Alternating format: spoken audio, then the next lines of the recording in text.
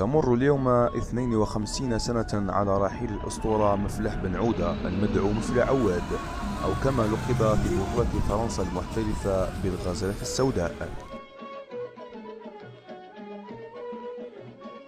مشوار رياضي كبير أداه المرحوم عواد ابتداء من غالي معسكر سنة 1925 ليلتحق بمولودية الجزائر سنة 1927، أين كان يؤدي الخدمة الوطنية هناك، ومن ثم ذهب مباشرة للاحتراف في بطولة فرنسا، فانضم إلى فريق SC5 سنة 1929 ولعب معه موسما واحدا، ومنه إلى أولمبيك داليس الذي بقي فيه نفس مدة سابقه، ومن ثم إلى ستاد دو رين حيث أمضى معه موسمين، ومن ثم إلى نادي أولمبيك دونتيب ليعود إلى ستاد دو رين ويكمل معه مشواره إلى غاية 1947 أين دخل عالم التدريب، حيث درب عدة نوادي كالفريق الفرنكو جزائري لافونغار سبورتيف دو ماسكارا AGSM، وفريق غالي معسكر، وفريق الفتح لمدينة المعسكر أيضا.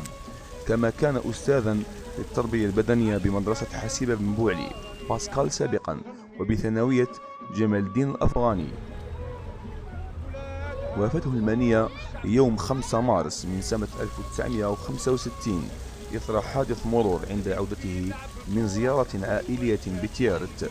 إنا لله وإنا إليه راجعون. هيا افرح وغني ونشطن